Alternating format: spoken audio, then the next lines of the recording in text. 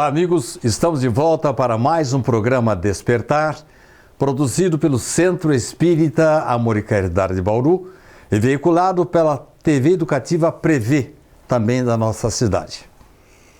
Há muito tempo nós gostaríamos de ter a sua presença. E agora, numa turnê pelo interior do estado de São Paulo, estamos recebendo aqui o médico cardiologista, também clínico geral, especializado em física, o nosso querido amigo Sérgio Tizen. Muito bem. Olá, meu amigo. Muito obrigado pela oportunidade. Eu também sempre quis estar em Bauru e estar aqui gravando esse programa é algo que também me alegra muito. Muito obrigado pela oportunidade. Nós, há muito tempo, estamos aguardando a oportunidade da sua presença. E Richard Simonetti, nosso querido amigo, presidente desta casa, consagrado escritor, falava muito do seu pai, Francisco Tizen, e também, naturalmente, de você. Gostaria de saber inicialmente, Sérgio, como é o seu trabalho como médico, cardiologista e espírita? Como é que você concilia essas questões no seu dia a dia? Muito bem. Vejam só, eu sou médico há várias décadas e nasci num lar filho de pais espíritas. Então essas duas questões, elas sempre caminharam juntas, né? Até que eu fui, com o passar do tempo, entrelaçando-as. Mas, claro, eu sempre tive atividades que foram e são estritamente médicas. Médicas no sentido convencional, acadêmico, científico, né? Deixando as questões espirituais à parte. Mas essas questões sempre se manifestam quando nós estamos desejando ajudar um paciente qualquer, um cardiopata, um paciente clínico, um paciente cirúrgico, um paciente de terapia intensiva. Mas, independente disso, eu sempre estive muito ligado às atividades mediúnicas, buscando com equipes que foram sendo cada vez melhor capacitadas, buscando as origens dos problemas da saúde. Então, sempre vieram à casa espírita, no acolhimento fraterno, pessoas, familiares, às vezes os próprios pacientes, desejando uma ajuda espiritual, né? A questão médica dessas pessoas, às vezes, também tinham a ver comigo, mas às vezes com outros colegas. Mas durante muito tempo, e mais recentemente, é uma coisa progressiva, a busca pelas causas dos problemas médicos de cada um que nos busca. Por quê? Porque doença, na verdade, ela é efeito. As causas de qualquer problema médico, sobretudo aqueles mais relevantes, com maior sofrimento da parte dos pacientes, da família, com mais sinais e sintomas, tudo tem uma origem no mundo espiritual, que é invisível, não é? E insondável para os médicos comuns. Sérgio, seu pai foi presidente da Federação Espírita Brasileira até 1990.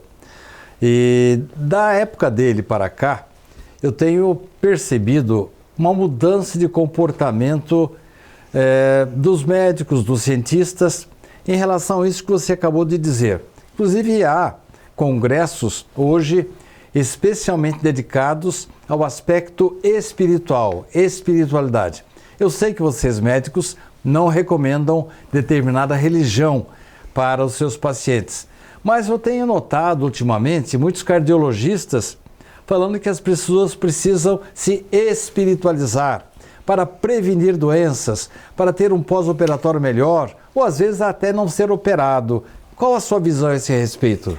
Olha, a minha visão, ela coincide com tudo isso. Eu participo, inclusive, já há pelo menos uma década e meia, vamos dizer assim, dos mais relevantes congressos internacionais, tanto na área da cardiologia como na área da psiquiatria, que são as duas especialidades na atualidade mais abertas a uma visão espiritualista da doença e do paciente. De tal maneira que é algo, vamos dizer, irrefreável. é uma conquista da medicina, e eu sempre digo que, a par desses congressos internacionais de alto nível, eu diria, os melhores do mundo, nós estamos procurando trabalhar em pesquisas em que nós levamos aos congressos internacionais desta condição os resultados do que nós temos procurado fazer em benefício dos pacientes. De tal maneira que nos chegam muitos casos de problemas clínicos, mas cada vez mais casos de pacientes com transtornos mentais, como é o caso da depressão grave, com ideação suicida, com algumas tentativas da parte de pacientes, como é o caso das nossas crianças dentro do espectro do autismo, que é uma coisa muito importante, é um grande desafio para a medicina contemporânea. Então, nós estamos vendo, com aquilo que nós chamamos religiosidade, espiritualidade e medicina, uma mudança de paradigma. Então, nós estamos aos poucos, graças a Deus, eu até digo que demoramos muito, saindo de uma visão materialista da medicina, em que os médicos, os terapeutas, os profissionais de saúde só enxergavam, e boa parte ainda é assim, vamos dizer, o corpo físico. E nós estamos cada vez mais nos aproximando de uma ciência da vida após a morte. Estamos trabalhando com a ideia do ser humano, da alma imortal, onde as questões das vidas pretéritas foram aquelas que geraram o adoecimento na vida atual. Então isso é, vamos dizer, uma mudança para a relação mente-corpo, espírito e matéria, e, portanto, um paradigma espiritualista. No próximo bloco, nós vamos falar com o Sérgio a respeito do Dr. Fructuoso, lá do Rio de Janeiro, que inclusive cita você em alguns dos seus vídeos. Vamos falar de um assunto importantíssimo que ele tratou numa das palestras por esta região. Ele falou sobre autismo. Depois vamos perguntar um pouquinho também a respeito do seu pai, Francisco Thyssen. Não saia daí. No instantinho voltaremos para o nosso próximo bloco, logo depois do nosso intervalo institucional. Já estaremos de volta.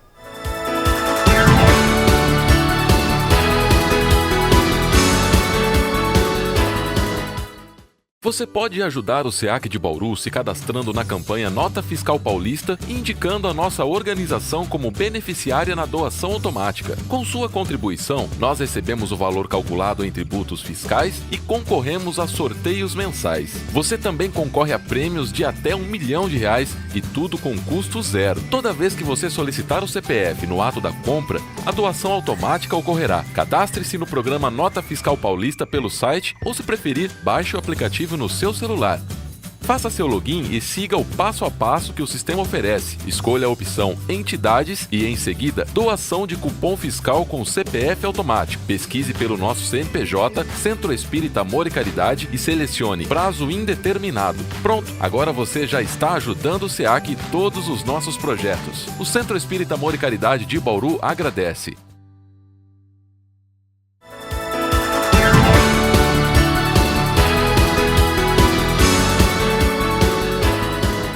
Estamos de volta para o programa Despertar de hoje, que está recebendo a grata visita do Dr. Sérgio Thyssen. Ele é especializado em física, ele é professor da Faculdade de Medicina, especializado em cardiologia, e está respondendo perguntas para nós a respeito da doença e também o relacionamento dela com a nossa alma, com o nosso espírito. Doutor Sérgio, qual foi a influência do senhor Francisco Thyssen na sua vida? Olha, eu agradeço todos os dias que eu pude nascer no lar espírita, meu pai, uma pessoa tão preparada, minha mãe também, Dona Ruth Thyssen. Então, eu tive essa oportunidade que a vida nos ensejou de, desde muito pequeno, escutarmos em casa falarem sobre os postulados espíritas de uma maneira bem simples, natural, reencarnação, imortalidade, mediunidade, mundo espiritual. Então tudo isso era sempre algo normal. Eu até estranhava quando colegas da escola não tinham ouvido falar dessas questões. Eu falei, mas como? Né? Enfim, a influência foi, em todos os sentidos, eu diria para os amigos, a melhor possível. Ele esteve na liderança da Federação Espírita Brasileira durante 15 anos. E durante o tempo que ele trabalhava lá, qual que era assim, o comportamento dele em casa? Era um peso enorme ou era uma satisfação em levar adiante a casa máter do espiritismo no Brasil? Neste período, não é, de 1975 a 1990, ele foi presidente da FEB, né?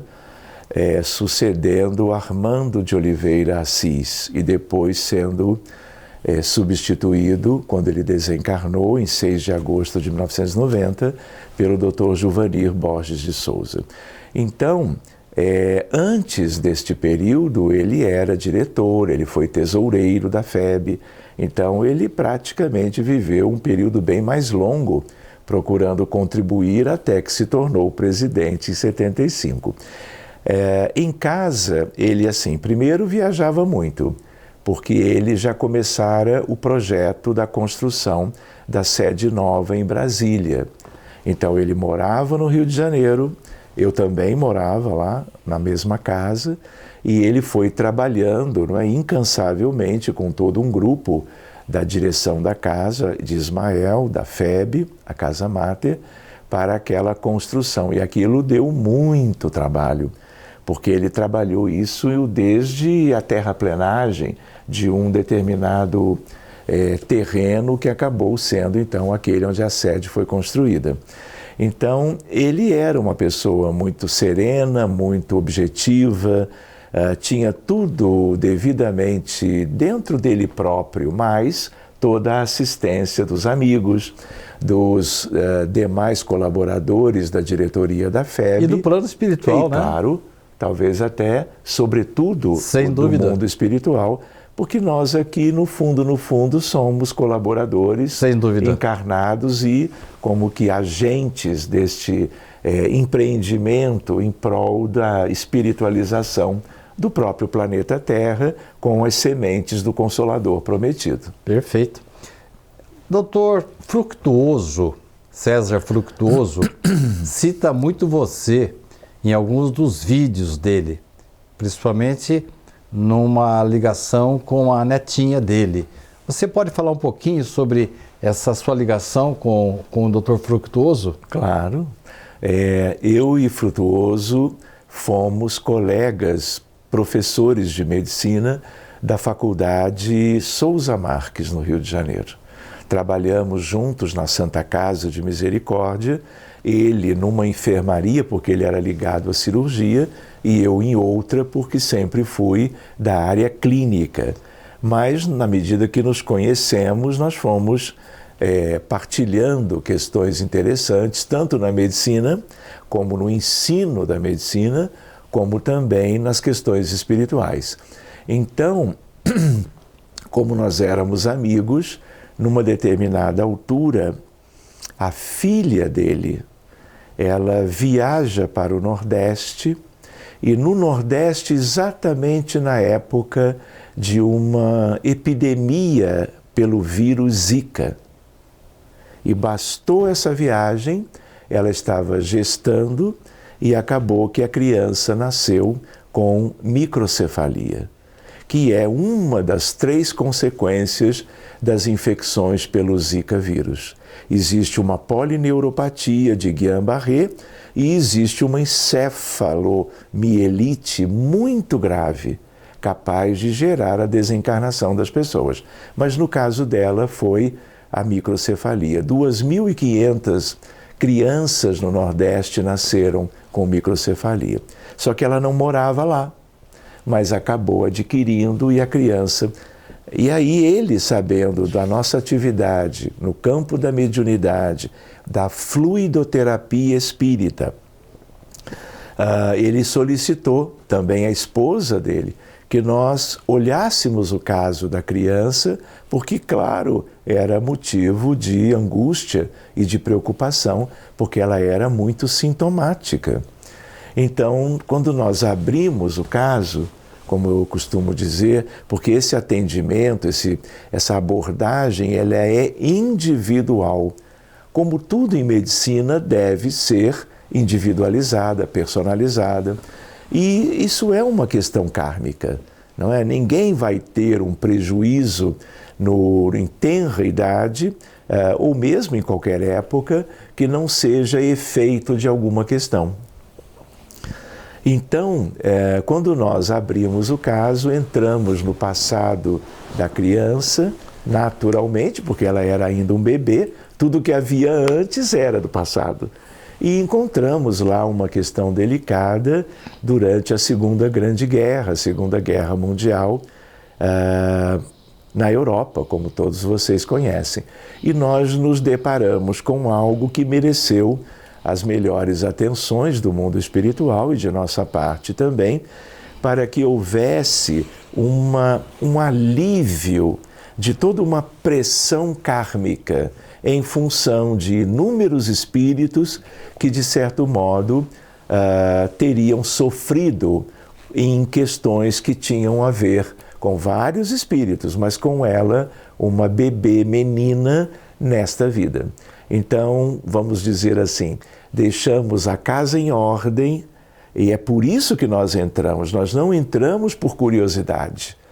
É para sondarmos as verdadeiras origens e usarmos os recursos dos trabalhadores encarnados e dos trabalhadores desencarnados para que houvesse o tratamento, a abordagem a todos que estavam sofrendo do outro lado da vida. Quando eles são ajudados, a quem está doente do lado de cá é ajudado concomitantemente. Então, isso fez com que ele ficasse, porque eu dei retorno a ele no sentido de onde vinha essa questão. Isso é um vírus, claro, mas isso tem uma brecha kármica e trabalhamos isso, graças a Deus, e ela segue bonitinha, progredindo nessa vida, na idade e no bem-estar de uma criança como outra qualquer. É possível a gente saber esse ascendente espiritual? Se for possível, no próximo bloco a gente gostaria que você falasse a respeito, ou é um assunto que não deve ser tratado? Não, ele é um assunto comum. Tá então certo. podemos, claro, trataremos. Então, no próximo bloco, a gente gostaria de saber qual foi a origem espiritual desse mal que atingiu a netinha do Dr. Fructuoso. E Sérgio está nos trazendo aí uma lição, uma brecha, uma abertura espiritual, tanto pelo trabalho mediúnico que ele desenvolve, como através da sua experiência como médico. Não saia daí. Nós vamos ter um pequeno intervalo institucional aqui da nossa casa e em seguida voltaremos para o último bloco do nosso programa de hoje. Até já!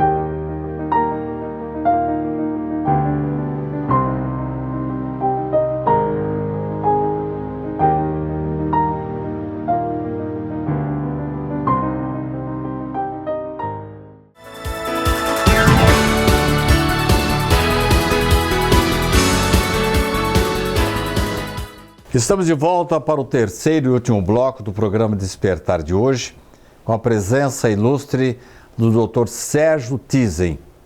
Ele é médico cardiologista, clínico geral, especializado em física, professor da Faculdade de Medicina e está falando conosco a respeito de um assunto muito importante.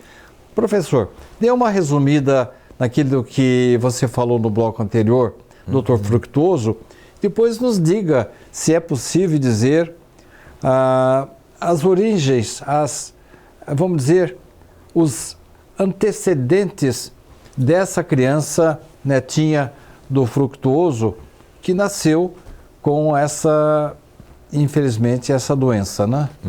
Não é uma doença, doutor? Ou é uma síndrome? Doença. Não, é uma doença. Na verdade, ela é portadora, né, de uma questão desde o nascimento, que é uma redução do tamanho do cérebro, que nós chamamos microcefalia. A microcefalia, ela pode ter algumas causas, mas as recentes que aconteceram no Brasil, todas elas se deveram ao vírus Zika. E foram muitos casos no Nordeste, numa determinada época. Qual seria o ascendente espiritual para a microcefalia da netinha do Dr. Fructuoso? Muito bem, então, como você mesmo disse, isso é uma questão individual. No caso dela, quando nós entramos para ajudar, os médiuns constataram campo de concentração na Alemanha, na Europa, durante a Segunda Guerra Mundial. E ela era do lado hostil. E ela se vinculou, cumprindo ordens ou não. Quando eu digo ela não era mulher, ela era homem naquela altura. Era oficial do exército nazista. E ela se comprometeu, usando o poder, as forças, aquela ideia de dominação, como milhares e milhares usaram durante um processo altamente doentio, né? Típico, aliás, de uma humanidade que em 6.000 anos de história escrita nunca teve 100 anos de paz. Então, ela é mais um caso. Então, o que nós fizemos? Constatando isto, todos aqueles espíritos que haviam sido de alguma maneira prejudicados por ele, o oficial, eles foram ajudados, foram vistos, foram contemplados como vítimas daquele processo de uma ajuda extraordinária, fluídica, espiritual, porque isso não é projeto nosso, isso é projeto do mundo maior. Então, a supervisão espiritual para esse trabalho, ela é do altiplano, ela é de espíritos empenhados nos benefícios para a humanidade. Então, ela ficou liberada daquela influência, daquele peso causado por um sofrimento que não se extinguiu quando a guerra terminou, porque não se extingue assim. Isso continua gerando processos obsessivos, muitas vezes de muita gravidade. Então, por isso que existe esse trabalho, porque é um trabalho de ajuda, de libertação, de busca pelas origens invisíveis, ocultas dos males. Então, essa é uma questão importante para nós. E, claro, o meu colega e amigo ficou muito impactado, mas agradecido, porque ele sabia do bom resultado, do que poderia isso fazer com que ela tivesse um neurodesenvolvimento, um ganho na neuroplasticidade para ter, vamos dizer, as menores consequências possíveis de algo que, apesar de ter sido bem concreto e real, estava sendo devidamente beneficiado por uma espiritualidade linda. Então, assim como nós temos a questão da microcefalia, nós temos doenças infantis. A microcefalia é uma doença neurológica, neuropediátrica, congênita, que pode ser, como não foi o caso dela e de muitos, desencadeado por um vírus. O autismo tem alguma coisa a mesma relação com esses antecedentes espirituais? Olha, nós estamos aí num grande desafio para a medicina no planeta Terra. Temos outros, temos as neoplasias, temos outras doenças infecciosas ainda sem controle, tuberculose, malária, ebola, cólera, Covid-19, influenza e assim por diante. Então, são doenças virais, bacterianas, fúngicas ou por protozoários. E isso tudo envolve predisposições imunológicas, que são predisposições espirituais. Por isso existe uma especialidade linda, nova, chamada psiconeuroimunoendocrinologia, pela ligação dessas 4 grandes áreas da vida humana. A ciência oficial está admitindo isso já? Mas sim. Então, Por isso eu falava de religiosidade e espiritualidade. Hoje, quem não conhece isso, médicos de qualquer país do mundo, está desatualizado. Nós estamos chegando ao final do programa. Queríamos lhe dar esse tempinho final para fazer um fecho de tudo que nós conversamos, principalmente nessa questão da lei de causa e efeito, né? Sim. Que ela é inexorável, né? Sem dúvida. É lei divina, é lei natural. Estudamos a lei no Livro dos Espíritos. Então isso é muito mais importante do que uma leitura inicial do Livro dos Espíritos poderia ensejar para qualquer um de nós. E na medicina é que nós vamos talvez ver isso de uma maneira muito concreta. Porque essa medicina com uma abordagem espírita, mediúnica, fluidoterápica, ela nos mostra de onde veio o sofrimento. Que não é uma coisa fortuita, ocasional, não é casual, ela é causal. De tal maneira que, voltando, por exemplo, à questão do autismo, estima-se que de 0,6 a 1% da população mundial possa estar dentro do espectro. E isso é muito delicado. É verdade que a grande maioria são casos de nível 1 de suporte. São casos mais brandos, mas tem os níveis 2 e 3 e o sofrimento é muito grande. Mas sempre com um ascendente espiritual. Sempre. O que nós fazemos aqui na Terra, mais cedo ou mais tarde, temos que prestar contas. Não existe efeito sem causa, é o que nos diz a lei. Então, se há o sofrimento do autismo, que é uma questão delicada, convidando a humanidade a vamos dizer, que eles recebam o nosso carinho, o nosso amor, que eles sejam acolhidos, que eles sejam recebidos por casais. Mas são espíritos em recuperação. São espíritos muito endividados. Sérgio, muito obrigado pela sua presença. Agradecemos muito, as suas palavras são consoladoras e nós estamos percebendo que a medicina cada vez mais se aproxima da espiritualidade. Agradecemos a sua presença. Muito obrigado, eu é que agradeço, muito feliz de estar compartilhando esses assuntos com vocês e que possamos estar juntos o mais breve possível. Muito obrigado. Na próxima semana estaremos de volta com mais um programa Despertar, sempre com o assunto do seu interesse. Até lá!